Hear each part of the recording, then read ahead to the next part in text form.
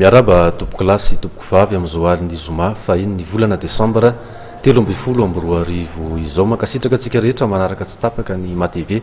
ary manasa antsika anaraka hatramin'ny farany ny fandarana resabe amin'izao alina izao amin'ity mitoraka ity dia ady hevitra ifanatrehana ifantoka amin'ny fandarana asan'ireo kandida filoham-pirenena anankiroa izay tafakatra amin'ny famaranana andeha ilazantsika azy no ifantohan'ny resadresaka eto amin'ny resabe ka ny vahintsika amin'izany dia ireo mpiaradia mpanohana an'ireo kandida isanisany eo aloha zany Andriamatoa Mejamirado Razafimahary izay miaradia amin'ny kandida Jean-Louis Robinson. Miarabanao tompoko. Miaraba tompoko. Ya eo ihany koa Andriamatoa Henri Rabarinjaka izay miaradia amin'ny hery vaovao Madagasikara mpanohana izany kandida izany. Miarabanao tompoko. Miarabanao tompoko ary miaraba ny vahoaka malagasy, miarabanao Andriamatoa Razafimahary. Eny ary hiditra avy hatrany ao anatin'ny votoatan'ny fandaharana tsika mialoha izay ngamba dia toy ny mahazatra tsy tamin'ny maharatsy azy ny mametraka ety am-piandohana ny fitsipidalao satria dia ray aman-dreny zoky anareo ny fampiresahana eto inona fa tsy hanano sarotra ny fifehezana izay ady hevitra izay satria ny manam-panasy ny andriany no anarina hoe fiteny malagasy isan'ny fanajana ny fotoana amin'ny fandraisam-pitenenana mba tsy sy ny tompo sy alina amin'izay faneho-kevitra rehetrarehetra hoentiny eto. Araka ny teniko tetsy am-boalohany dia ifantoka amin'ny fampahafantarana akapobeany satria raha ny adiny ray resahana eto tsy ho ampivelively ivalaparana amin'ny fandaharana asan'ireo kandida anankiroa izay isafidianantsika ireo fa dia hoezahana ny tondra amin'ny akapobeany an'izay. Nandalo krizy tao anatin'ny fotoana maromaro tsika efa nandalo fahasairana amin'ny Madagasikara ny alohan'ny krizy amin'izao fotoana izao miandrandra zavatra vaovao ny malagasy amin'izay fitondrana hipetraka eo ny ray amin'ireo kandidatoananareo no tsy maintsy ho tafapetraka amin'izany toerana izany. Inona no azo ambara rehefa iresakantsika ny amin'ny fanarenana eo amin'ny lafiny sosialy indrindrandrindra aorinan'izay lalana sarotsarotra nalova Madagasikara zay. Andriamatoa Mejamirado dia avy eo Andriamatoa Henri Rabarinjaka no andray fitenenana. Iny ary Andriamatoa fa misotranao indrindra amin'ny fanontanianao mazava dia mazava tsara zany dia manantitra ny arahabako maître amin'izao takarivarivo zao dia miarahaba ny mpijery rehetra eto amin'ny matv. Ny antom-pisinay ny antony anohananay amin'ny candidat Jean-Louis Robinson docteur dia tsotra ny antony dia anarenana an'le firenena zay satria firenenao io hoe tanyrazanao io toerany taranaka io tsy maintsy atao izy karakarana an'izany tsy azo velavela fotsiny amin'izao raha zao no mitohy dia raha antsika mahalala ny zavatra izy ka lafiny sosialy na ny tediavinao resahana dia tokony ho fantatra fa nazany lafiny sosialy zany tsy mandeha irery tsy maintsy miaraka amin'ny ambaindainy amin'ny ekônomia zany zavatra zany ka izahay zany androany dia manamafy indray fa ohatrany hoe hiaraka isakafo isika eo amin'ilay tanindrazana saingy tsy fantatra izy eo anaty vilany tsy maintsy manokatra ny eo anaty vilany zany izahay aloha dia manao karazana ohatrany hoe état des lieux hijerevana alizy hoe ahoana sy ahoana vita ny état des lieux tsy miandry an'izany ho vita fa miaraka amin'izany asa zany ihany koa fa metrapetrahana ny zavatra tokony ho izy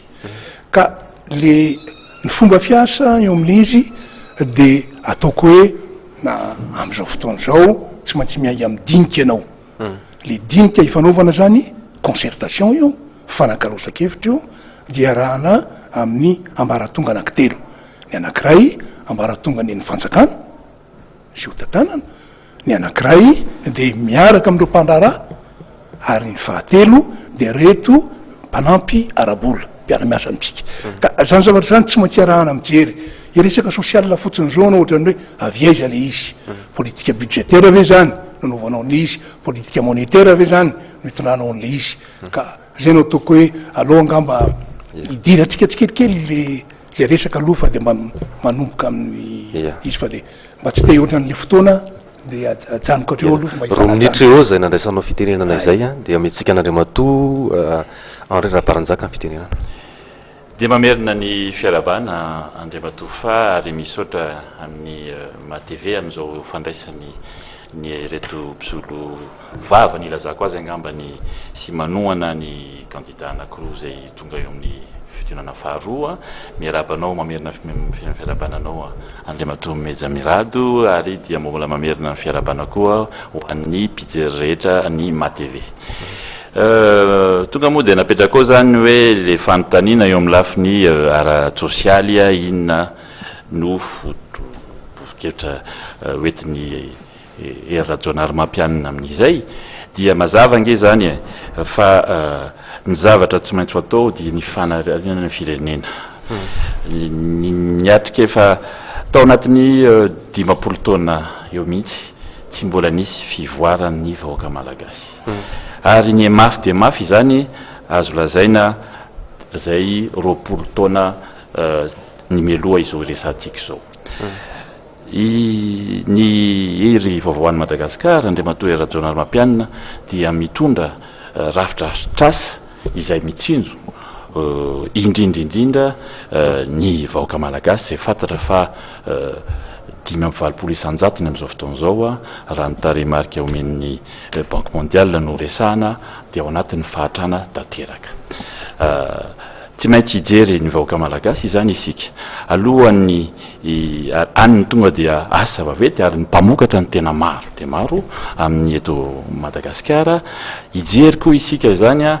ireny vahoaka malagasy hijery indrindrindrindra ny tanora sy ny taranaka satria ireny no avy nyity fireneny ity. Ametraka avy hatrany le atao hoe fiverenan'ny fifampitokisana ny vahoaka sy ny mpitondra fa zany dia zavatra tena lehibe dia lehibe ary izany no tsy ampy hatramin'izay le atokisan'ny vahoaka ny fanjakana ary ny fanjakana dia mameno toky fa tsy hijery afa-tsy ny vahoaka. Miaraka mipetraka amin'izany tonga dia tsy maintsy atao koa ny fiverenana fandriampahalemana satria fantatsika fa na any ambanivohitra na aty an-tanan-dehibe ary indrindrindrindra ny amin'ireny le hoe toerana mena ireny le hoe zone rouge dia manahirana amin'izao fotoana izao. Tsy afaka hiara androso amin'ny asa itsika ary tsy maintsy izany ametraka miaraka amin'izay koa ny asa maro ho an'ny tanora. Ny fanjakana dia ametraka le projet de société, ametraka zay ny grosse infrastructure hiverina avy hatrany ny famoronana asa dia hijery indrindrindra ny tanora. Eo amin'ny lafiny ara-tsosialy tena mivatana dia fa hitatsika fa miezaka natao anatin'ny fahasahiranana mafy arange ny firenena tanrehetrany izay fotoana teteza mity izay ho zay ny rahan'ny rehetra ny asa satria fantatsika fa ny rahana nitondra ny fanjakana tao anatin'le hoe gouvernement d'union nationale dia niezaka ary hitanao amin'ireny anina reny angamba fa misy ny zavatra vita na dia betsaka raha ny fahasahiranana. Ary izao zany dia eo amin'ny ataontsika hoe ny eo amin'ny be antitra zay tonga dia tiako ho apetraka izay dia tonga dia hipetraka mihitsy le hoe reo olona reo ray aman-drenitsika zany 5 taona miakatra no sanatry marary ka miditra hopitaly dia ho raisin'ny fanjakana ny vola rehetra soins gratuits, hospitalisation gratuite. Eny ary somary notra kely ny fimpotona ny nanazavanao sy tsy maninona zany fa izantsika ny arina fitondrana izay. Andriamatoa Mejamirado manana 2 minitra ambiny ianao dia mbola misy 2 minitra fanampy mba mpifandanjantsika azy ny fanontaniana ngambany ary ovalenao ihany koa rehefa aveo dia hoe inona zany no tena olona ara-pahamehana rehefa miresaka sosialy ho an'izay candidat toananareo tsirairay avy izay. Tira raha ty tena rahantsika mahita fa tena vonjyaina le izy vonjyaina le izy satria hitanao ny zavatra manjony olona efa maro loatra reo olona tsy homakanina kory ka ataoko hoe raha iresaka sécurité tsika rehefa aveo andao aloha atomboka amin'ny sécurité alimentaire iny zavatra fotony anomboana mihitsy satria ny olona mila misakafo, mila mitafy, mila tafo, zavatra tsotra indrindra ka zany zavatra zany ny tsy maintsy ezahana voalohany ary zany zavatra zany tsy zavatra ohatrany hoe anaovana démagogie le izy fa tena zavatra ho tanterahana de inavy zany zavatra zany no tokony hoe tsy maintsy manokatra amin'ny vilany ianao nitseren'le izy ianao hoe mahafantatra ny anaty vilany androany za koa tsy malala ianao tsy malala ka zany zavatra zany ny ilana fahamarinana ilayntsika jerevana lisy raha antsika mijery amin'ireo mpanampiarabola pdf partenaire technique et financier hoe inona ahoana novantsika amin'ny politika budgétaire ijerevana zany zavatra zany zany zao a ny zavatra maika indrindra androany raha ohatra miresaka lafany sosiala ihany tsika aitsika ny hoe fitsabona ny fitsabona ditatsika ireo csb centre de santé de base zay mikatona ety sy mikatona ero misy zao tsy maintsy averinao reny mba hitsabona ny olona satria io tsongoy fotena tsongoy fon'olona ary io zavatra io a tsy maintsy zany zavatra zany a ny fanampina na vaccination zany na iny ny vaccination ataoko hoe mbola azo andeferana kely fa zany zavatra fototra zany io moa raha hoe tena resaka an'le tena programme nketsika ingafa za de milaza aminao fa na adiny roara nomenao a metre adiny efatra nomenao a tsy ampy zany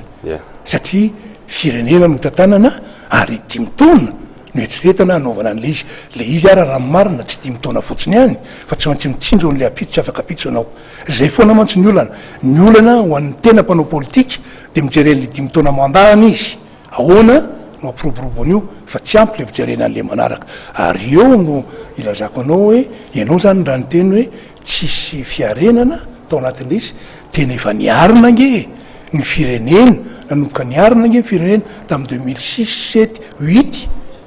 2009 efa nanomboka niakatra iny izy nototongana tapoka tsy verina am'zay antonytsika satria samy malana zany zavatra zany fa zay le fiarenan'zay de efa milaza hoe olona azo etokisan'ny reto olona mahay an'zany zavatra zany reto ary olona azo etehenany reto satria mitsinjo an'le ho avy izy nahoana avy inavy ny zavatra nataony rehefa aveo tsika raha ilaina mihitsy amin'le programme anazy ohatra ninona inona sy inavy fa zay le fiarenan'zay de fa tena teo niarina tsika no mitotongana indray androany de zay indray zany zao vo verina manarina andre matoa revanambaratsaka ekena tokoa fa tsy maintsy tonga de miasa tsy andany andro andeha amisavisa sy hijeriny teo aloha ary tsy maintsy ihany koa nefa mba misy zavatra atao hoe hitondrana précision ihany am'ty zavatra ity raha nyteny teo andriamatoa mejamirado hoe ny fa lasa ihany tamin'ny 2006 2008 ny zavatra tiako ambara am'izay fotsiny angamako satria débat moa izy ty fifankaloza-kevitra de ny zavatra hitsikatra nge tamindreny de izao hoe tamin'ny ndreo amin'ny lafiny vahoaka zany 2002 tonga teo amin'ny fitondram-panjakana ny tamin'ireny fotoana ireny zany niova ny fitondram-panjakana dia ny sandany vola malagasy a dia ny 300 sy 1300 ariary a 1 euro en 2002 zay ny sandany vola malagasy avril 2009 fa zay moa le fotoana nametrahany mpitondra teo aloha hoe io ho anareo maramila raiso ty fitondram-panjakana ity de ataovy zay anovanareo azy a fa za efa asain'ny vahoaka mandeha dia 2800 ariary 3000 ariary ara ny euro tamin'izay zany hoe zato isanjato izany mihoatra kely ara ny fitsitogonany vola malagasy zany hoe very efa ho atsasany mahery ny pouvoir d'achat-ny malagasy zay ny zava-misy nininona tianytsika ho tenenina ary tamin'ny 2008 ny zavatra apatsihivina atsika de izao hoe foana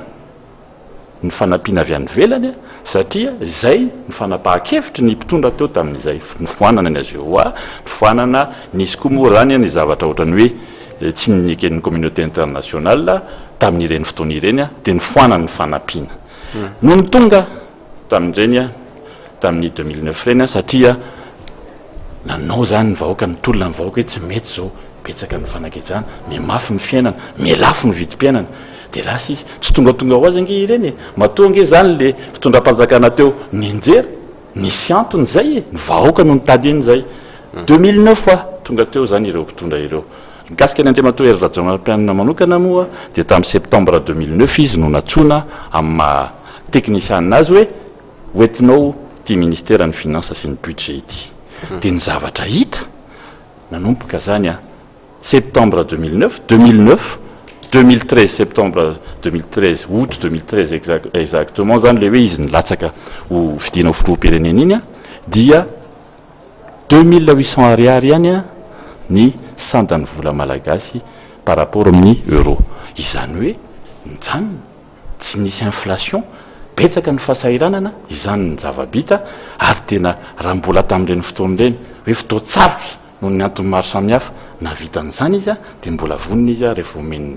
vahoaka ny fitokisana alalaka tanteraka izy a azo ny moyen rehetra izy a ampivelarana sy anome asa sy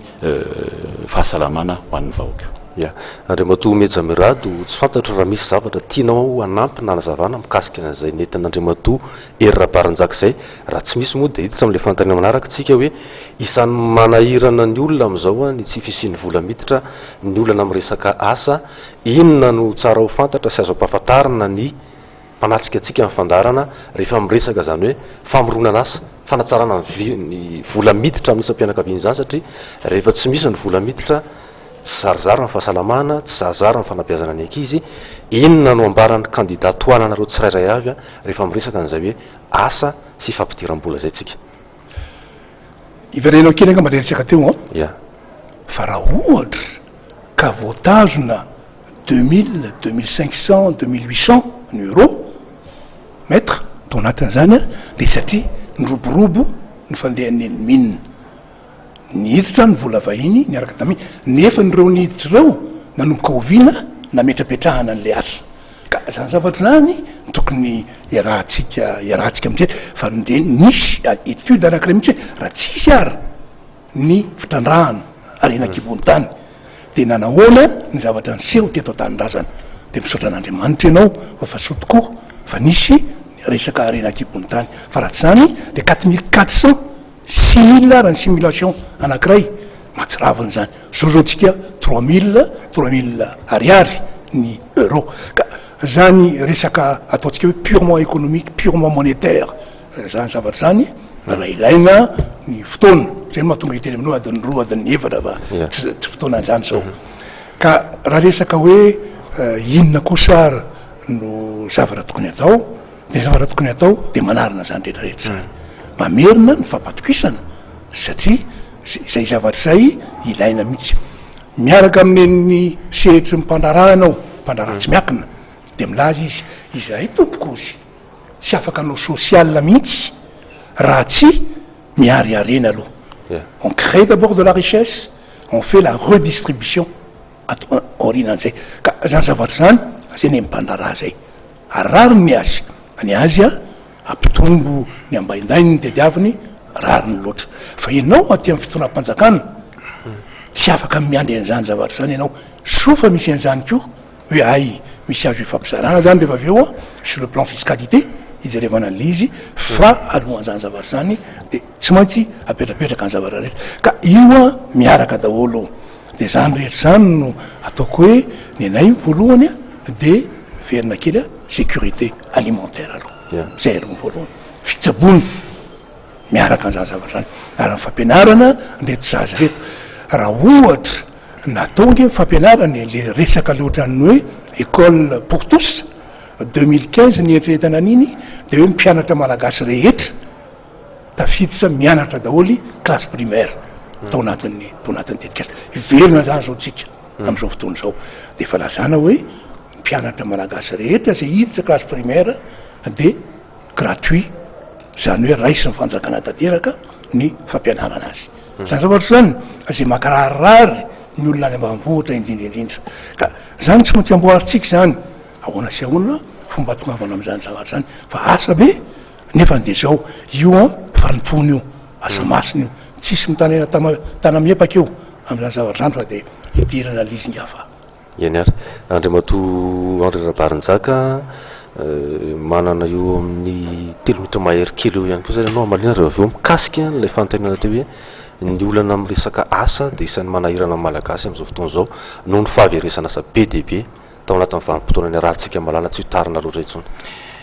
Ny jery no avy no atao ary efa nataoko teo noteneniko teo zany hoe ny fanjakana dia metraka ny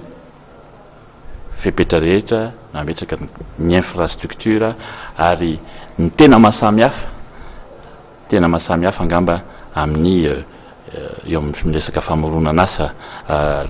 no tenenina teo amin'ny candidat anankiroa dia Andriamatoa Rajaonaramapanina dia miankina tanteraka ary tena mametraka ny zareo eo amin'ny toerany amin'ny sehatra tsy miankina. Ny eo amin'ny sehatra tsy miankina ny tena morona asa eto. Tsy maintsy ampiana zany ny sehatra tsy miankina amin'izany famoronana asa ireny. Ipetraka eo zany le hoe vao niteneniko tamin'ny voalohany teo hoe les gros travaux de l'État. Ireny zany dia fametrahana an'le asa lehibe toy ny fanaovan-dalana zany mba ahafahan'ny mpamboly mamoaka vokatra, toy ny fanaovana barrage zany mba hanatsarana ny tontolo sy mba ahafahana indrindra zany manarina zay rehetra very ao koa. Ary zay dia tena tondrovana manokana io hoe amin'izao fotoana zao ny asan'ny fitondram-panjakana dia mametrika ny rafidrafitr'asa ary amela malalaka ireo sehatra tsy miankina ampivelatra sy ampitomboan'ireny asa ireny. Isy zany ary tena tokony izay no izy tsy hiverina intsony reny politisation amin'ny administration, politisation any amin'ny santé, fa tena hoe apetraka tsara le izy hoe ny fanjakana eto ny toerana misy azy, ny mpandraraha sy ny sehatra tsy miankina eto ny misy azy, ny tanora no tsonjovina, ireo vahoaka maro be mahantra no tsonjovina, ny zaza amam-behivavy. Zay no raha atao hoe amin'ny teny fohifohy raha eo amin'ny lafiny araha sosialy no hojerena. Ary miaraka amin'izay mbola veriko ihany ny famerenana, ny fandripahalemana zay zavatra tena lehibe dia lehibe, ny fampihavanana, ny fandrombonana ny samy malagasy. Tsy maintsy atao tsika dia misy ange le hoe sotoavin'ny malagasy rehetra le hoe fihavanany, nosombaina zany fihavanana izany, nosombaina ary dia tsy maintsy miverina itsika ary hiezaka mba ampihavana ny malagasy, ampiray ny malagasy rehetra hiara-iady amin'ny fantrana, hiara-iady mba ho firenena miroporopo i Madagasikara. Ary soa ihany raha zava-niteny tokoa isika malagasy hoe manana ny harena kibon'ny tany. Soa ihany tsika fa manana an'izany zany ve dia tsika indray ny andeha hiteny hoe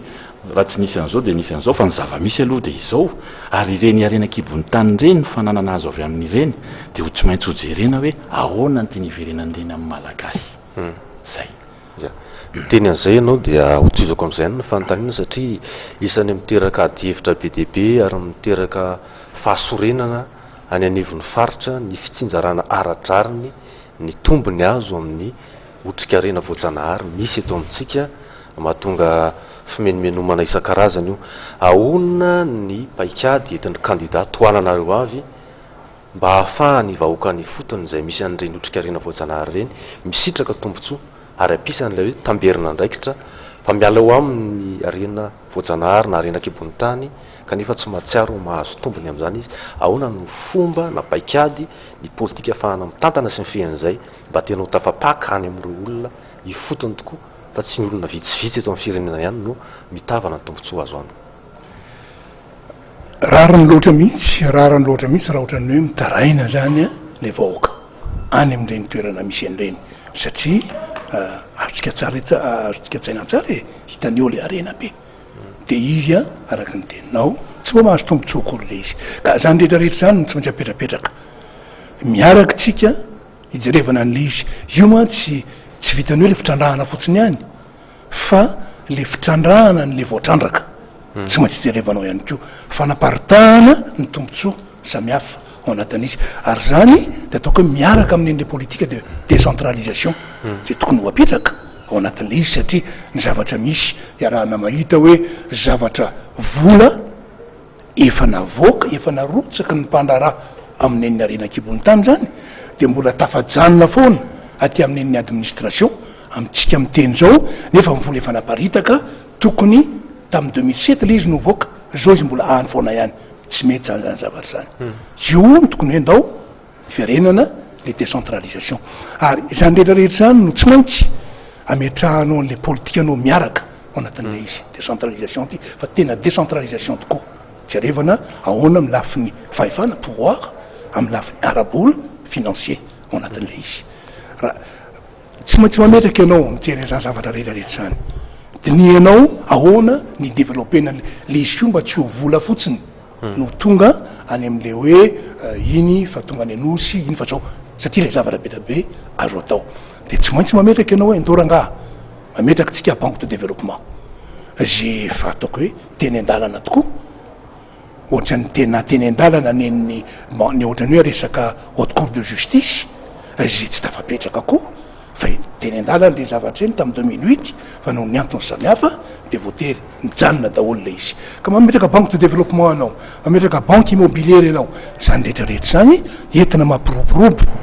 an'le fiarahana mamokatra création de richesse mba ahafana manaparitaka an'le izy raha miresaka tsotra fotsiny tsika le hoe lafiny hoe ahoana kosy le tamberimbidy le tamberimbidy io ny zavatra androany aloha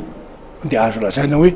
tsy maintsy mifanady tsika am'izay zavatra mifanarahana zavatra ny soniavina zay maha état de droit ny état de droit ary tsy maintsy fa zany ko tsy manakana mihitsy ny fampidiniana endao kosy fampidiniky tsika satria misy zavatra ohatrany zao ahoany ty zany zavatra zany eo mivokatra de ho hitatsika am'izay fotoana zay fa ny androany aloha de tsy maintsy mametoky am'mpandraraha ianao hoe zay mifanarahantsika omaly de ajaitsika androany raha misy dinika vaovao zay zavatra zay ya nandre mato anrerabaranjaka marina fa tena tsy maintsy hojerena le izy satria erajonara-mampianina de efa zay ny zavatra voiziny hoe fanjakana tandalana bonne gouvernance fanjakana itokisan'ny vahoaka apetraky ny vahoaka noho izany am'le principe le continuité de l'état dia tsy erajonara-mampianina mihitsy no iverina am'izay zavatra efa ny fanekena tamindreo olona zay nametraka ny fitokisany amin'ny Madagasikara amin'ny findrandrahana eto fa na izany na tsy zany ara de tsy maintsy hojerena ahoana marina moa ny tokony mba iverenan'ireny arenakipony mbola be deabe nge ny arenakipony tany eto Madagasikara ary sambatra nge isika malagasy manana n'zany arenakipony tany zany mbola be deabe ireny ary tsy maintsy isy zany ny fijerena le lalàna misy amin'izao fotoana zao indrindrindrindra ho an'ireo zay mbola ho avy tsy maintsy hianana ny toerana fanjakana malagasy amin'ny investissement rehetra zay ho atao mba hiverenan'ireny any amin'ny malagasy fa tsy ohatrany hoe hitan'ny malagasy fotsiny hoe misy mahazo volabe tena mivava hoe manahirana ihany tokoa nge raha tsy hijeritsika afa-tsy ny eotomasina ohatra rehefa tonga ianao amin'ny andro rivariva mitondra mandeha tomobile amin'ny RN2 iny tonga eo tamatavy dia aty amin'ny akavananao atya raha ohatra hoe am'valo aly iny tsika mitonga mazava be tena ohatran'ireny le rehefa hitatsika amin'ny tele reny Las Vegas mazava be tena mazava be miditsy tsika eo amin'ny tanànany Toamasina de ohatra mitsolopolopy ary raha sindra tonga am'le fotoana misy ny délestage ara moa dia tena maizy-py tokoa de mba manahirana ihany ny mijery an'ireny zavatra eny ireny zany misy resaka tokony ho resahana sy ho apetraka ary ny tena zava-dehibe de izao itsika zany dia metraka le atao hoe fonds national de développement am'izay vola azo amin'ireny arenakipony tany ireny ary nisy vola hipetraka amin'io de anaovana travaux infrastructure sy faminana ivelarany vahoaka malagasy zay dia anisany ao anatin'le fijerena ny hoavin'ny Madagasikara eo amin'ity resaka minier ity misy zavatra kely fotsiny mba tiako hovaliana ngamba tamin'ny tenenany Andriamatomeja amin'ny raha teo le hoe haute cour de justice lehibe tokoa ny fametrahana an'izany erajonara-mampianina de miteny hoe tsy misy itsony eto ary nyle hatrany amin'ny farany ambony hatrany amin'ny rehetrarehetra de tsy isy itsony misy zany le hoe tsy mety le culture d'impunité tsy misy an'izany tsony ary tena efa napetrany le izy talohan'ny fifidianana izy dia namaly ny invitation izy no anisany namaly voalohany tonga ny tenany mihitsy ny tonga tery ivato nanao sonian'le boky hoe ao anatin'ny heritaona araky ny voalaza amin'ny feuille de route sy ny constitution de tsy maintsy mipetraka ny haute cour de justice satria ny mpitondra fanjakana tsy maintsy ohatran'ny olona rehetra raha ohatra ka misy responsabilité any a mamaly a am'izay zavatra responsabilité tokony izy ia mbola hiverenantsika rehefa avy eo lalindala kokoa mikasika ny fomba fijeriny kandida avy izay atao hoe toananareo mikasika ny hoe fifandraisana sy fandanjany fahefana ny androm-panjakana fa ny resaka momba ny arenan-kibony-tany sika teo tsy misaraka amin'ny resaka angovo io matetika ary ny fitantanana sy ny fampiasana ny angovo zany izy teto amintsika dia isan'ny teboka iray na osa ny lafin'ny fiarina sy ny lafin'ny toekarena ny fanontaniana tonga dia mahitsy a manahoana ny politika kapobe ny veriny kandida toananareo tsirairay avy hitantanana sy ametrahana amin'ny tokony ho izy an'izay angovo zay a satria rehefa tsy misy ny angovo dia osa foana ny lafin'ny toekarena sy ny lafin'ny fiarina to amintsika inga fa tsy aloha mba avadika kenindray rehefa nytanina mba totiko any amin'ny maître indray aloha dia zany hoe tsy manina mihitsy raha sitraka maître démocratie no ataontsika eto hoe alternance ihany koa tsy mampaninona ny hoe iverenany tenenany voalohany eto fa zay koa le règle du jeu zany leo amin'ny lafiny angovo dia fantatritsika fa misy ny olana maro samihafa fantatra ngeny natokany ny olana maro samihafa ireny satria efa nyteneniko teo ihany hoe lasa tena dingana avo dia avo ny vidiny herinaratra ho an'ny sarababem-bahoaka sy ny industrie zay manome asa ho an'ny vahoaka noho ny antony tsotra ihany nisy ny dévaluation tamin'le fotoana nyteneniko teo a dia nisy koa ny crise pétrolière ny zavatra tokony ho fantatritsika dia izao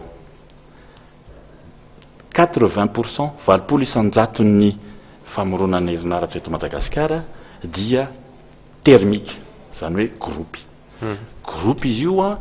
mandeha amin'ny solika ary tsika amin'izao fotoan'izao aloha mbola tsy mpamotraka solika dia zany hoe metehatra amin'ny vidiny solika avy any velany zany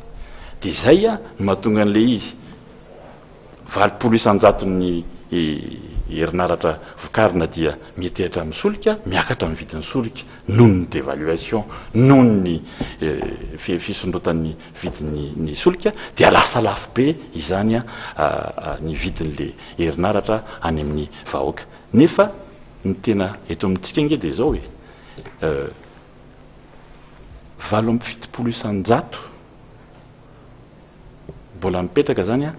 2,3 exactement 2,3% ny capacité hydraulique any Madagasikara amin'izao fotoan'izao a no atao hoe exploitena zany hoe mbola any amin'ny 7 isanjato any zany ny capacité any ahafahantsika manao barrage hydraulique zay le hoe angovo énergie renouvelable zany a ama hydroélectrique reny a tsy maintsy apetrakitsika zany mba hamerenana le izy hoe mba tsy le termika lafo be eto a fa hiverina ireny ary mety teny angamba ianao mety ametraka fantaniana tonga dia fa ho anticipeko angamba le valiny fa maninona moa zany a no sahirana ny jirama amin'izao fotoan'izao sahirana tokoa ny jirama satria zay le zava-misy ary ny fanjakana hatramin'izao dia na ny manampy ary tsy maintsy manampy amin'iny satria ho an'ny vahoaka ireny angovo ireny a dia manampy ny jirama mba tsy hiakatra be loatra any amin'ny vahoaka zany a ny vidin'le herinaratra inona moa ny zavatra mitranga teo aloha teo ny fitondranany io jirama io ange dia nakintsika tamin'ny teratany vahiny tamin'ny taona 5 ngezabe dia ngezabe nge ny nampitombo be ny coût d'exploitation nge zany fitondrana satria hoe tsy vitan'ny samy malagasy izy ity fa dia tsy maintsy vahiny hitondran'izy ity akoatran'izany a le fahasahiranana noho ny vidin'ny solika izay niakatra noho ny dévaluation zay nisy dia sahirana satria le izy koa termika dia efa simba le zavatra teo dia ny soloan'ny mpitondra fanjakana teo aloha tamin'ny taona 5 dia napetrany tao reny le groupe vita sinoa dia be dia be zany ny problème amin'ireny le groupe vita sinoa ireny satria tsy mitovy amin'le zavatra nisy tao amin'ny jirama le izy a dia simbasimba foana dia zay no mahatonga an'le délestage be dia be dia ny zavatra ho atao zany amin'izao fotoan'izao dia tsotra ihany tsy maintsy ho foanana aloha ndesaka reny le problème na délestage ireny ao anatin'ny 3 enimbolana tsy maintsy foana ireny fa sady manimba ny industrie no sady mampijalo ny vahoaka tapaka foana ny jiro tsy azo ekeny reny amin'izay fotoan'izay koa dia tsy maintsy miaraka miresaka ahoana ny mba ampiverenana zany hoe le gros travaux zany dia any amin'ny énergie renouvelable any amin'ny fanaovana barrage efa be dia be efa hitany andriamatora journal mampianina mampianina anke dia manana fifandraisana manokana mihitsy amin'ireo bailleurs de fonds reo tamin'ny titony ty ara-moa izy hoe tena ny félicité ny banque africaine de développement amin'ny fahaizany mitatana efa hitany daholy rafidrafidrasa anamboarana ireny barrage zay ilainy ireny tsy maintsy miverina itsika ananatsika le capacité maninona ny tsy ho exploité tsika ho ataotsika izany ya eny ary efatra minitra mahery kely eo no namelabelaran'ny maître Henri Rabarinjaka an'izay a metsika an'Andriamatoa Metsy Amirado Razafimary ny fitondrana famelabelarana Razafimihary azafady ny kasika ny hevitry ny kandidatoanany le énergie ya ny angovo io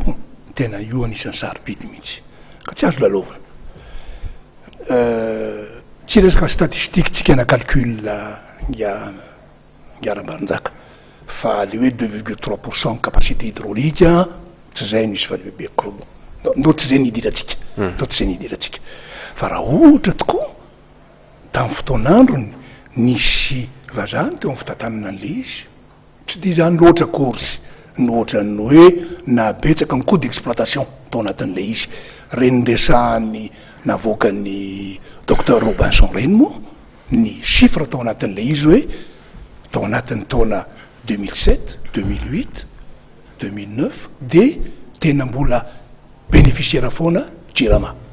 nanomboka 2010 11 12 ara vao mainka mahatsiravina fa ny atsasaky ny chiffre d'affaires lasa perte tao anatin'le izy sa zavatra zany efa niteneniny moa tsy fahaiza mitatana tsy hita am'zanytsika tsy hita am'zanytsika fa fotsiny kosa de fomba mbola tadiavina tohizana ihany hitatsika ny conseil d'administration tao izaviny tao anatiny tao misy groupe électrogène zay tsy tokony ho atao mihitsy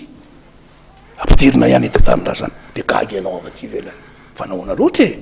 inona ny tombony azony Jirama am'zany zavatra zany de samy eritreritsika ao anatin'le izy raha resaka hoe barrage io hoe raha tsika malala potentiel hydraulique eto amin'ny tanin'raha zany fa tena mbola bedabe tokoa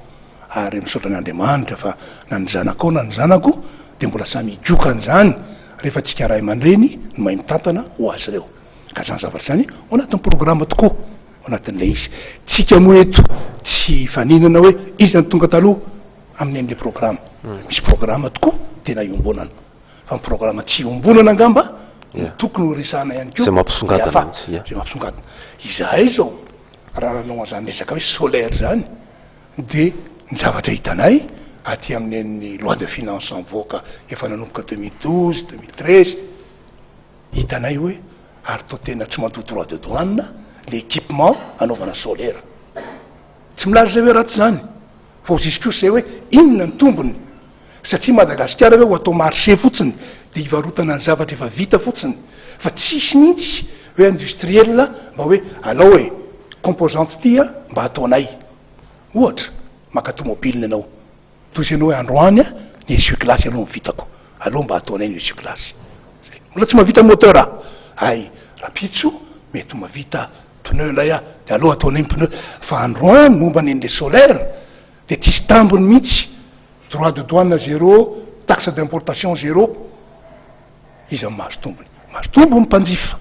marana zany satria tsy mandoa droit de douane izy fa mifanjakana kosa tsisy vola miditsy aminy fa ry zareo mpamokatra ny velany de mahazo tombony bedabe satria le marché mitadasika Madagasikara karaha izahay zany no de ekeny zany zavatra zany fa ny ady varotra izahay inona ny composante avelanareo ho amboarinay eto Madagasikara satria izay ko mba manana ingénieur izay ko mba manana industriel ary reo mpandraraha reo mangetahita daholy ny anao zavatra ka zany zavatra zany ny tsy maintsy iadivana ary zany no mahatonga iady amin'ny an'le hoe banque de développement raha reo banque misy am'izao fotoana zao reo ny resahantsika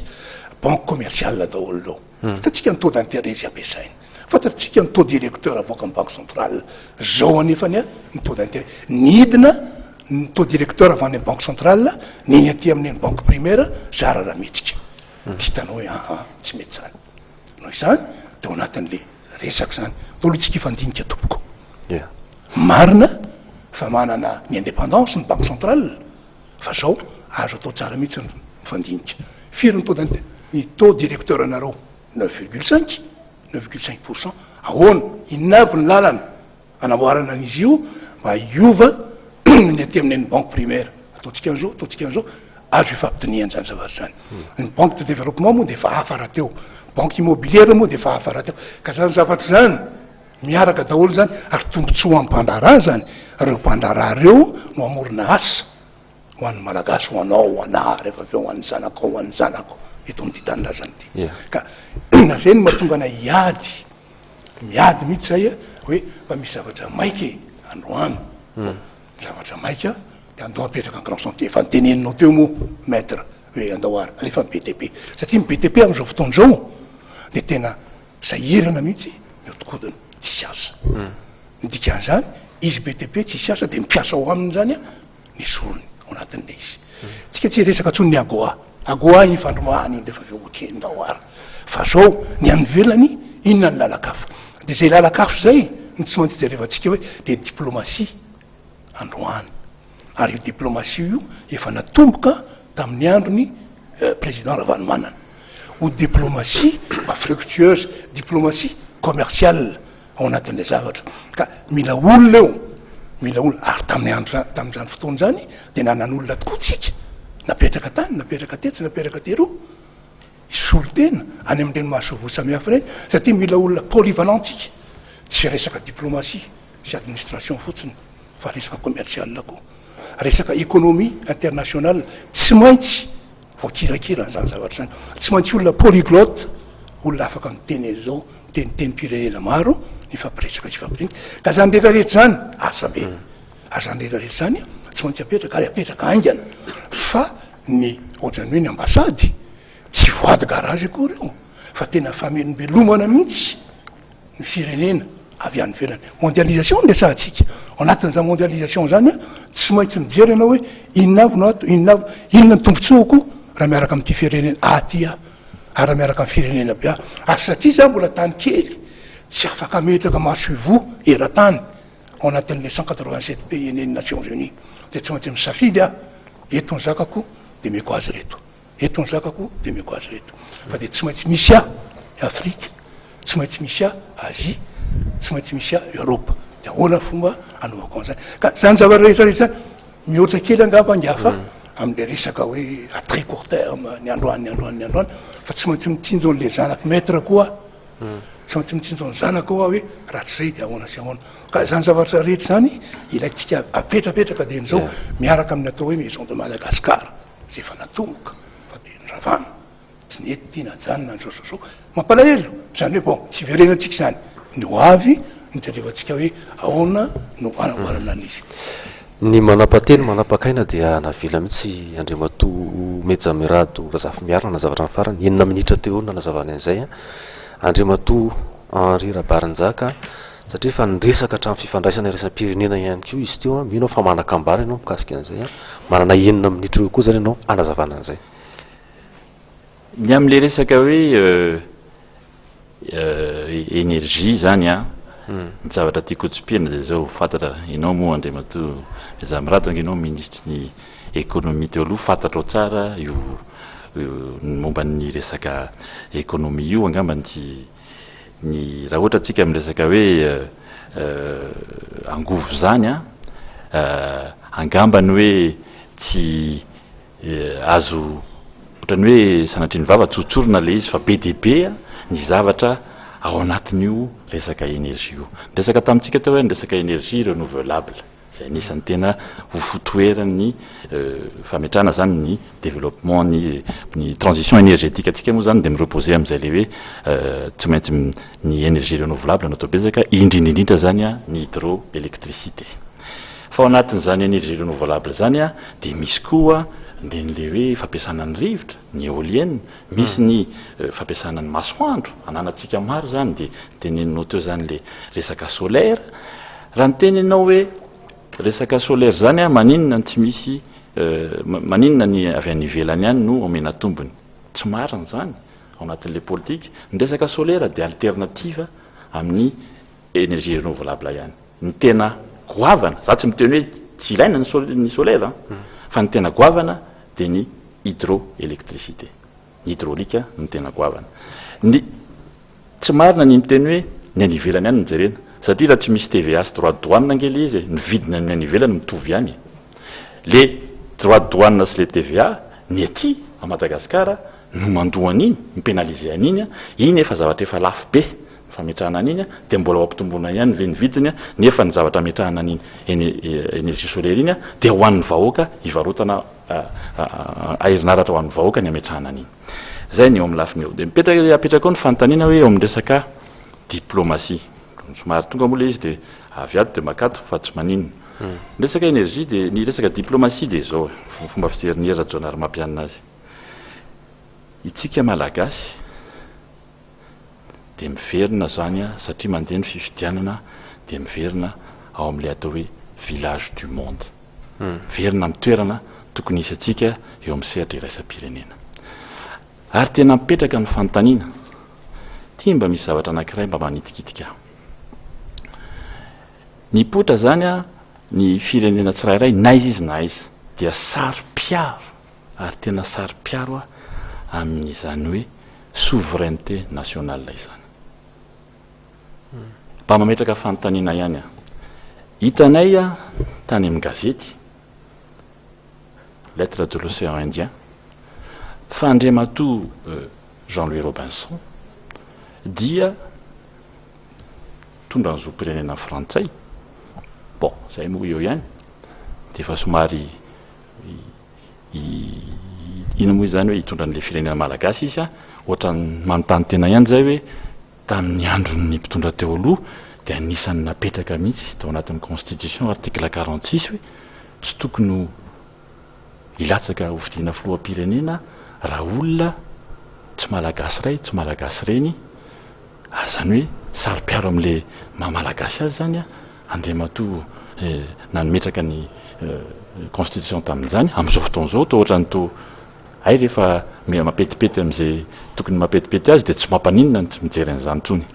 fa ino eo ihany fa ny tena ohatra mapetraka fanontaniananay dia zao hoe no tenen'io lettre de l'océan Indien io fa Andriamatoa Robinson ony dia membre amin'ny parti socialiste frantsay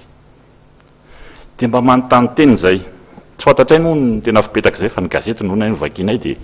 mihaino zay ary tsy nisy démenti avy any aminareo tamin'io zavatra io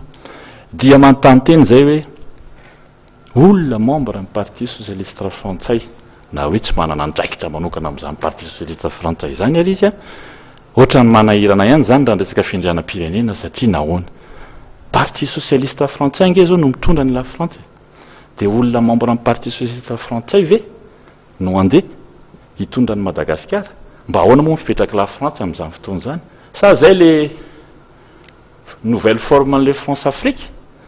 ohatra ny manahirana ihany raha izany raha eo miresaka fiandrianam-pirenena ho any teneniko amin'io fotoana io fa eo amin'ny lafiny ara-politika ve efa tany amin'ny parti socialiste frantsay izay fantatra ny toeran'ny la France Madagasikara na eo amin'ny resaka ratatary zany la France amin'izao fotoana zao dia tokony partenaire économique premier partenaire économique izay ihany fa tsy tokony isy hoe ay efa tany amin'ny fona parti socialiste frantsay tany zay vao andeha ho aty amin'ny malagasy ohatra ny sahirakirana ihany zay mijery n'izany zavatra zany ary ny resaka diplomatie marina tena tsy maintsy mipetraka amin'ny tokony maizy azy ireo le diplomate malagasy le tena diplomate ireny no apetraka sy hiaro ny any Madagasikara any amin'ny tany sy ny toerana tokony hiarovana ny Madagasikara tsy maintsy fatao zay zavatra izay eny ary fakitsika avy hatrana ny resaka satria isan'ny adihevitra mipetraka io ny mpanohana ny candidat toananareo tsirairay avy dia mifampiampangana zay resaka la frantsa zay hoe ianona ny toanan'ny la frantsa ianona mbola saribakolon'ny la frantsa fotoana ihany tokoa angambo zao tondrana mazava eto ny resaka ho ampijery atsika hoe ahoana marina ny fifandraisana candidat sy ny fanoanany firenena ivelany anankiray ny candidat milotsaka ao anatina fifidianana satria ny filoham-pirenena zany no antoka faratampony amin'ny fiandranam-pirenena ary rariny ny mpijery atsika raha mahazo fanazavana tsara ary ararotana zao fotoana zao ahafahana mahazo an'izany ngafa za dia milaza aminao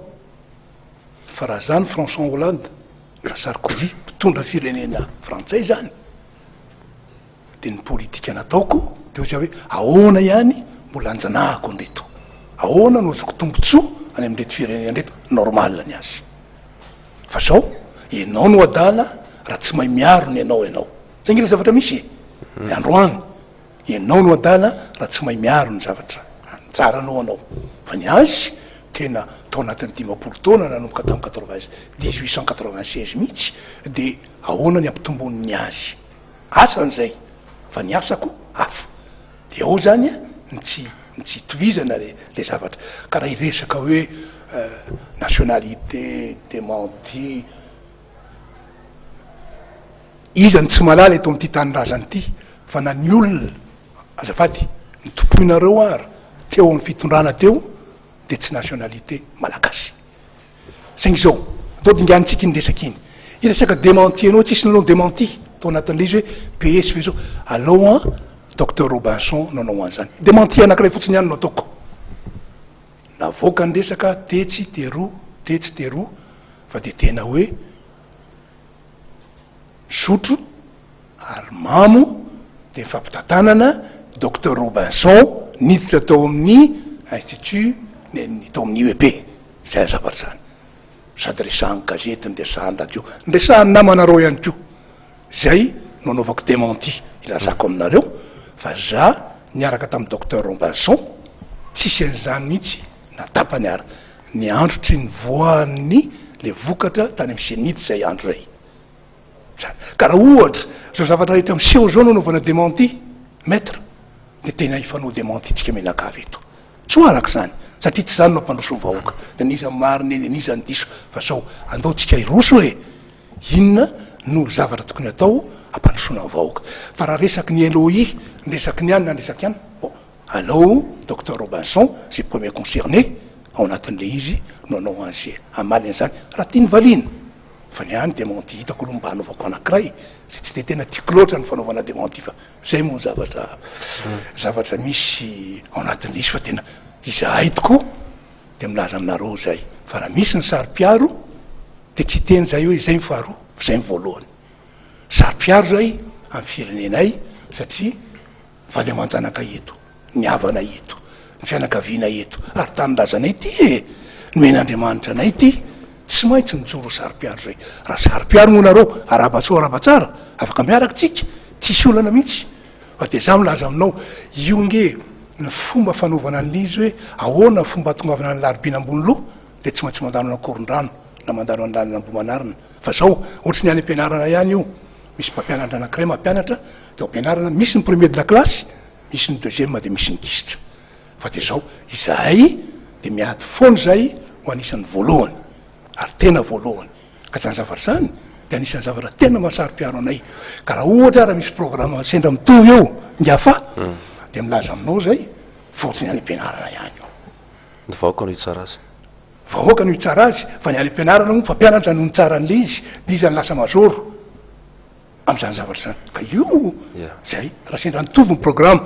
arabasoa arabatsara tsy nitovy no de zay ko zany ny fahasamihafany sy tombon'ny arenatsika eto am'ty tanylazany ty maître fa de manaja anao tanteraka mihitsy fa ny sary-piaro tompoko raha sary-piaro anao sa mbola sary-piaro lavitra no ianao docteur Robinson de ohatran'izany ihany ko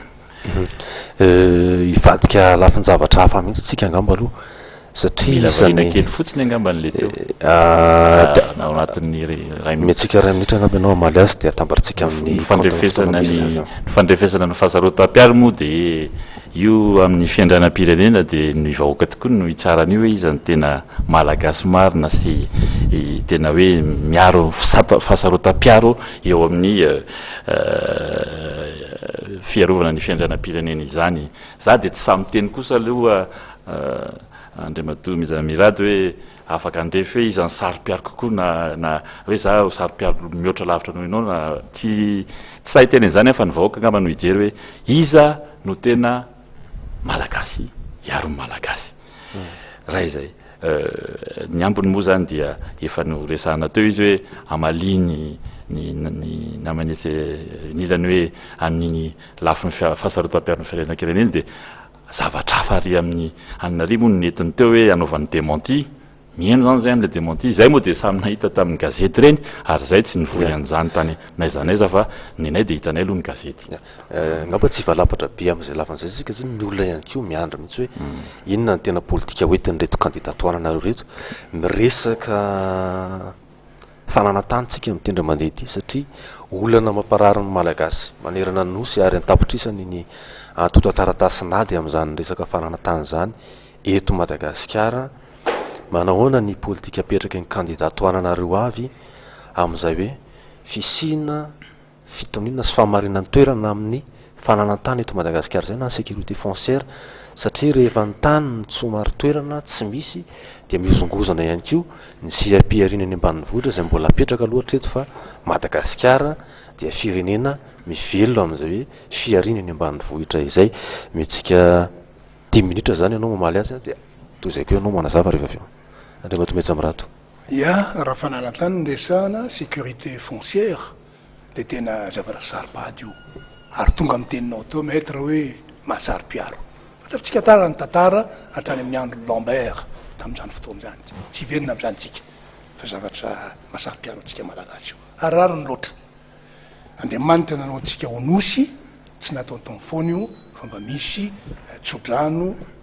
sy fahasoavana tombo-pahasoavana azy tsika anjaratsika tsika olombelona mahay mitantana an'le izy de eo amin'le hoe eny ary ahoana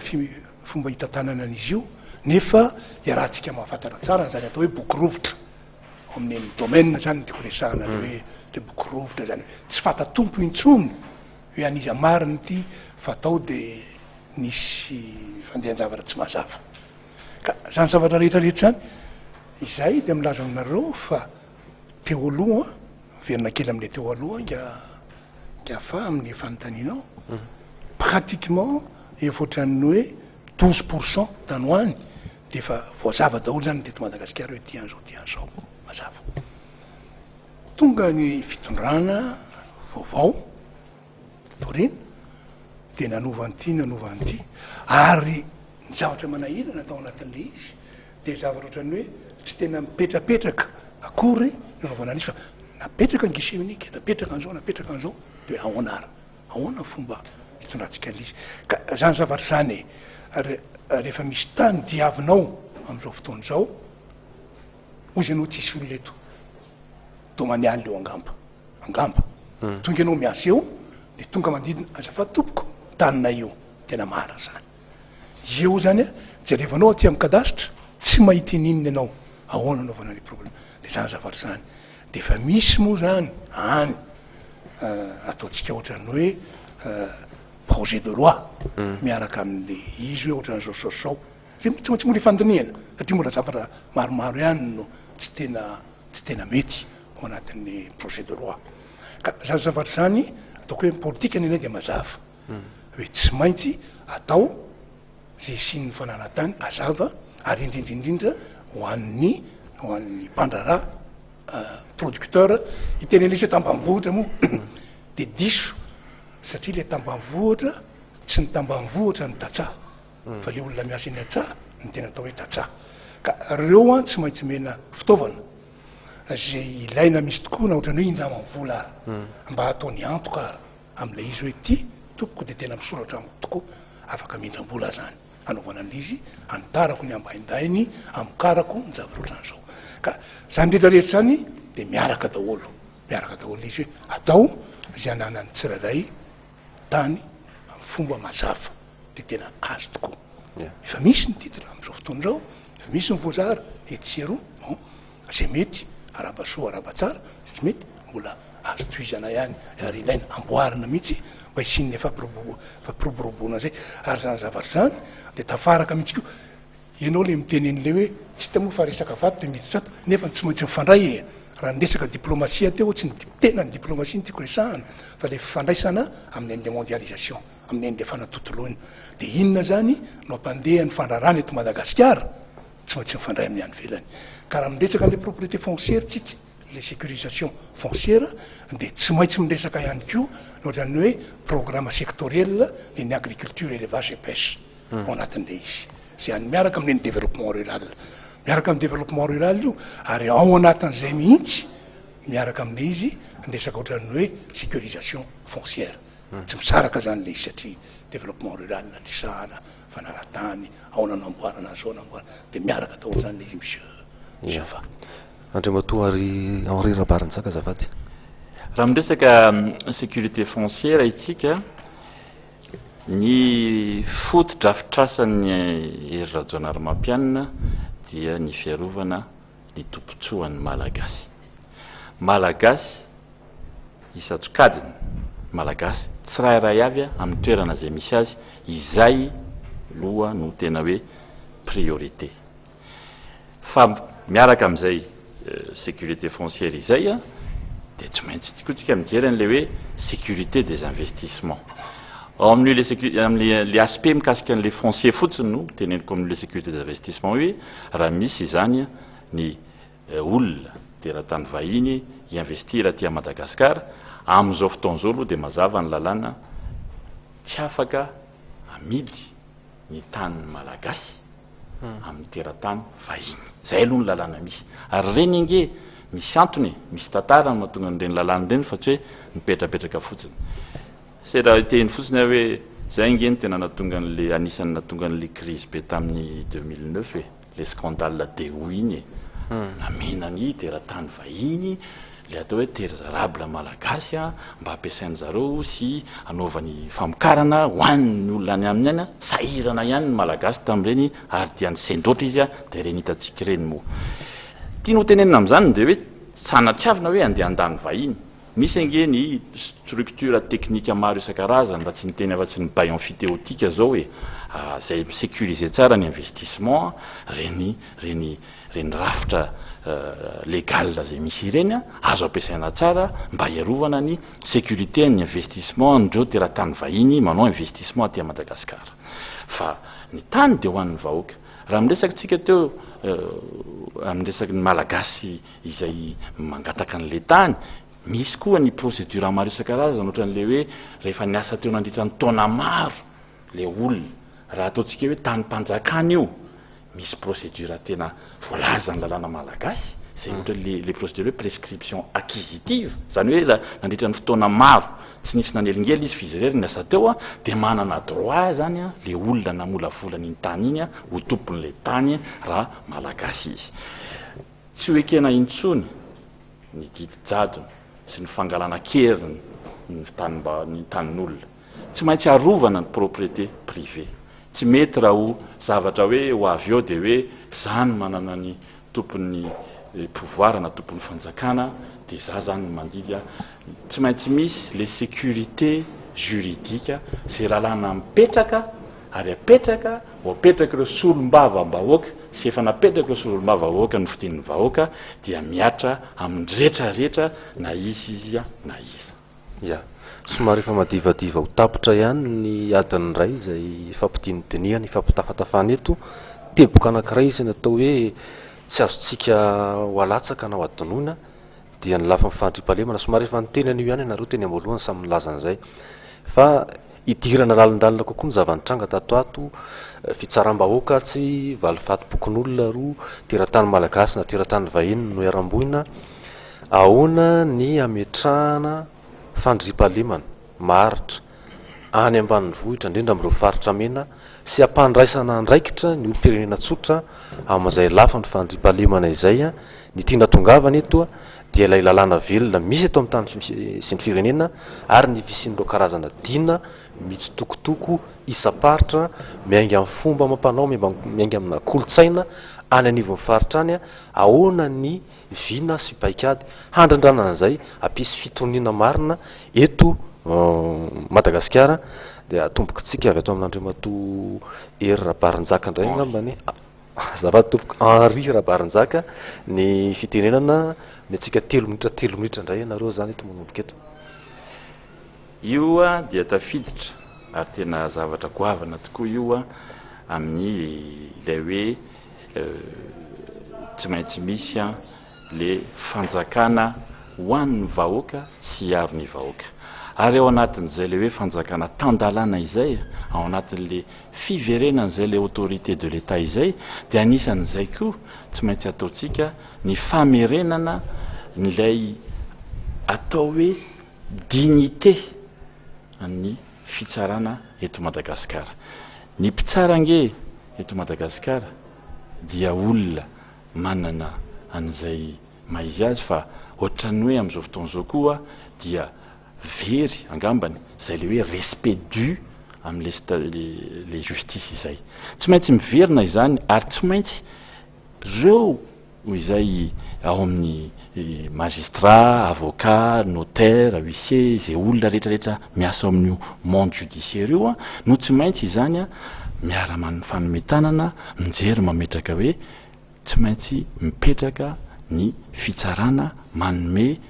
miaro mampiatra ny lalàna amin'ny tokony ho izy. Izany tsy maintsy ho resahana. Izay dia mieritreritra fa rehefa apetraka eo amin'ny toerany ny olona amin'izay tokony maizy azy, rehefa apetraka mazava tsara ny rafitra, rehefa fanjakana tandalàna eken'ny vahoaka sy napetraky ny vahoaka dia miravina dia mipetraka izay vo mandeha mametraka zavatra hoe mametraka sazy ariana sazy etya ireny zany ohatrany hoe action fanampiny ihany reny fa any tena zavatra ngeza de ngeza. Raha miteny ianao hoe reny dinapokin'olona sy ireny zavatra ny ao anatin'ny pyramide de texte hoe architecture en texte dia ao anatiny koa ny resaka hoe culturel sy ny resaka mœurs zay malagasy ny malagasy. Rehefa mifanaraka ny dina apetraky ny olona tsirairay amin'ny zavatra tokony atao sy de miditra ao anatiny reny zavatra reny fa nidika an'izay kosa de tsy maintsy mba jereny le institution d'état reny hoe tena mifanaraka marina ve zay no zava-dehibe. Ya Andriamato Mejamirato makasika an'izay fandriam-pahalemana sy ny resaka dina zay. Le dina de tena efa misy tokoa le mipetraka hoe dinapokin'olona tsy dina mifaritra dina mimelaka izy raha tsika malala reny ao anatin'le dina misy ny fanarahana taty amin'ny mpitondra tokony hoe lafy ny fitsarana fa misy mbola tsy mifanarahana satria misy zavatra tsy tonga de azonao ampiasaina am'izao reny zany de tsy maintsy iverenana ifampitinihina ndray hoe ahoany ty amboary kosa fa samy malala tsika fa raha ohatrany hoe fitsaram-bahoaka de samy tsy mety zany matany misy lalàna ihany ty tanindrazanao ty fa tsy de tena zany fitsaram-bahoaka zany ka zany tsy maintsy averina tsara resaka dina resaka hoe sécurité amin'ny lafiny fotsiny hoe fandriam-pahalemana sady amilaza aminao fa raha tena reo olona tena mpiandraikitra n'le tena fandriam-pahalemana zay menatra izy ary taoko hoe zava-dehibe zay izy menatra zay so ihany fa olona malala menatra ao anatin'le izy de hoe zao ary zavatra tediavinay jerena zany satria fitaovana mety ilaina inavy zao ka io zavatra io de fenany amin'le voalohany ihany hoe tsy maintsy dinika tsy maintsy misy dinika ifanaovany satria nany miaramila ara zany de anjaratsika indray nohatrany hoe mamariparitra mifandinika aminy hoe inona tokoa mo ny asan'ny miaramila eto amin'ity tanindrazana ty ho an'ny tanindrazana ozy marina zany fa zao ny tanindrazana misy ahoana ny tokony anamboarana an'le izy de zay redéfinir les missions de l'armée ao anatin'le izy dao ary fandinikitsika efa nisy ny état généraux nataon'ny miaramila azo raisina zao taterahana zao ka zany zavatra samihafa zany jerevana ohatrany hoe zavatra tsotra indrindra de ho karanga le miaramila tsy hijanona any mikazerina fa mandeha sur terrain satria ny aniny efa tena miao zany zavatra zany dao ary de aona vatsika zany tsy mahita miara-mahiditsika hoe misy miaramila mamo etsero de andao averitsika raha ny resaka hoe police militaire raha ohatra ka izany no ilaina mbola tsy maintsy fampitiniana zany tsy ny tena kory tsy docteur Robinson kory nafaka tonga de miimposé an'zao fa tsy maintsy fampitiniana zany ka zany zavatra rehetrarehetra zany fa zavatra sarotra io Madagasikara atsika malala 5000 kilomètres de côte sy zao tsy verina am'zanytsika zavatra manahirana ka io de tena ohatrany hoe asa be mitokana mihitsy fa ny mahafinaritra rehefa miresaka ianao am'le tompona andraikitra samihafa de samy vonona izy fa kosa milaza izy hoe eny ara-tompoko vonona izay fa zao karazana fitaovana iverinay fa zakanareo naro mpitondra zay takinay anatin'izy de iny dao ary anatin'izy fa kosa eto amin'ny an'la sécurité culturelle ny tiako iverenana kely mba tsy hisy intsony e tsy hisy intsony ohatran'ny hoe officier ndray a ny lafin'le ohatran'ny hoe le miaramila tsotra satria zay a de mampiseho mihitsy tsy ny tany fotsiny tsy tandalàna fa tena na le miaramila ary zany zavatra zany anatin'le izy de tsy maintsy fampiverenany zany fampitaizany zany mba tsy iverenany reny zavatra zay mihitsony tompoko eny ary tompoko somary efa lasa ihany ny fotoana satria fa mihoatra minitra vitsivitsy amin'ny adiny ray fifampiresahana sy mahazatra ny fandaharantsika tsy ho tapahana maina ihany koa nefa ny fandaharana fa rariny raha isy ny afatra karazana famitiana ahafahanareo manasongadina ny tepoka zay iverinareo fa mampiavaka avy ny candidat toananareo rahala mianaka zay mivahiny eto a atolotra anao angamba aloha ny fitenena nahafahana manana an'izay famitianana ny resadresaka zay a 3 minitra ihany ko ngamba tsy ohatran'izay tsika tsika angamba mety tsy ho 3 minitra koa satria tena mo tsy tibe resaka ny zavatra voalohany a de ny fanomeza toky afa-ty amin'ny docteur Robinson milaza fa rehefa tonga eo izy de zay zavatra rehetra ny teneniny de ho tanterahany ary ny zavatra rehetra ho tanterahany de ho teneniny je fais ce que je dis et je dis ce que je fais zay zany ny zavatra anankiray mba hipetrahany fampatokisana tsara ary diny io ifanarahany io vahoaka sy ny mpitondra azy zay voafidy zay ny voalohany zavatra faharoa de misy antso manokanako ihany kosa ho an'ny vahoaka zao mantsy ny zavatra misy le vahoaka tena ratsy fijehany mihitsy ary rariny azy raha vao hoe resaka politika ny jerena ozy hoe maloto io zay tsy hititra nefa nizahay de mampirisika midira re tompoko ao midira ianareo fa arakaraky ny tsy idiranareo no hahafahan'zay maloto ao manao ny ataony fa rehefa tonga eo nareo mba malala menatra le olona mpanao maloto de tsy manao maloto intsony na farafaratsiny memiena le fanaovany maloto anatin'le izy tsy mitovy io zany am'le fiteniny malagasy hoe tsy ambaratelo tsika asianao maître anankiroa raha ohatra misy ava rehefa narahantsika asianao de ozy tsika eo tsy ambaratelo satria ambara roa eo ny fahatelo de trop na tsy tokony ho eo anatin'le izy fa midira ianareo vahoaka midira ianareo mahita manara-maso tsara hoe sao de misy tsy ambaratelo resadesahany isolary eo zay ka famporisihana mihitsy zany fa za de milaza ny vahoaka milaza ny vahoaka izahay hoe io raharaha io e raharaha hitambarany io ary raharaha iombonany io tsisy an'zany resaka ohatrany hoe tsy anjaranay zany fa anjarany mpitondra manany ny anjarany sao fa midira miaraka ao anatin'le izy ary zany zavatra zany de miverina kely a ao anatin'neny resaka momba ny ohatrany hoe corruption fa zay fomba anankiray nataony taty Inde nampianana ny IPCN ny nanatsarana le resaka hoe mba tsisy ny corruption misy miditra le tsy ambaratelo tonga amin'ny fahatelo tsy sa manao tsy tokony atao intsony le anankiroa sotrapetsaka anao andriamato Henri Rabarinjaka 3 minitra ihany ko ahafahana mamitina sy manafatra ho am'mpijery atsika zany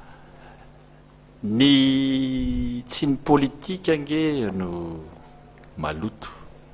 fa ny olona mpanao politika sasatsasany no mitondra falitona amin'ny resaka politika ary ny politika dia tokony apetraka amin'izay tsy hanao politika politicienne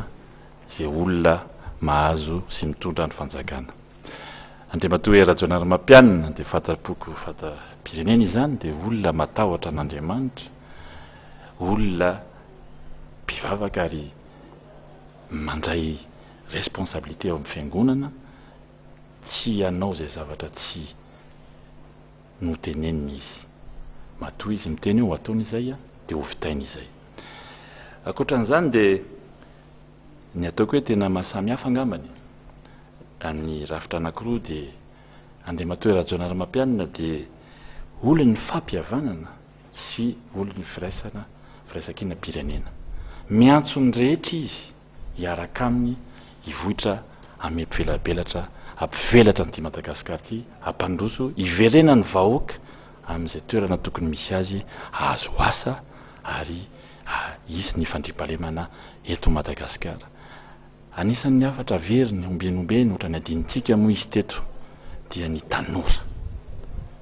tanora sy ny taranaka io ny tena fototry ny politika hoentina andrejaramampianina ny amolavolan'ny tanora miandry anao ny firenena tongava mifidy maizy ianao sary-piaro aza ny hafa no avela isafidiny na isafidy eo amin'ny toeranao anjaranao ny mijery sy mahita hoe inona no mampety an'ity firenena ity tsy adino indrindra koa ireo renim-pianakaviana satria ny renim-pianakaviana dia sahirana izy amin'ny hoavin'ny zanany sahirana izy amin'ny fiainana isan'andro atao ahoana indray androany inona no sakafo hoanina ahoana ny ampitso ahoana ny fianarana izany rehetra izany dia anjara antsika menakavy anjarana antsika rehetrarehetra tongava mifidy raha efa fantatrao moa le olona ho safidinao dia tena tsara izany ary ampio ny sasany ale eto ny iteny eto azavao amin'ny rehetrarehetra any ny rafidrafitra asa zay hoentiny andriamatoa rajonaram-pianina tongava mifidy amin'ny 20 volana desambra sora tompoko sorana be dehibe ianareo mirahalahy mianaka ny vahiny tato anatin'ny fandarana resabe tamin'ity alina ity teteny kely amin'ny teknisianina hoe mba homena sary mitambatra izay telo mirahalahy mianaka ireto satria dia tao anatin'ny atao hoe fifanajana firalahinna no nizoran'ny adihevitra iteto na dia atao aza hoe misy ny fijery zay tsy hitovizana misy koa ny teboka zay arahana sary mba hifandraisan-tanana no tazantsika ny antranany hoe nizotra tao anatin'ny firalahina tokoa izy tia makasitraka ny monsieur le ministre tsy maninona mihitsy makasitraka atsika rehetrarehetra tamin'ny fandarana dia ianareo mirahalahy ihany koa eo ary raha ohatra tianao alaina sary mety ia dia tapitra ihany koa fandarantsika zay fifandraisan-tanana izay no mamarana tanteraka ny resabe amin'ity alina ity makasitraka ny teknisianina makasitraka anareo mpijerina naiky nanombinanay kely ny fotoana fanarahanareo ny fandarana eto amin'ny matv mba metraka mandrapitafa ho amin'ny manaraka indray dia manao veloma tompoko dia manao veloma antsika sodra tompoko veloma tompoko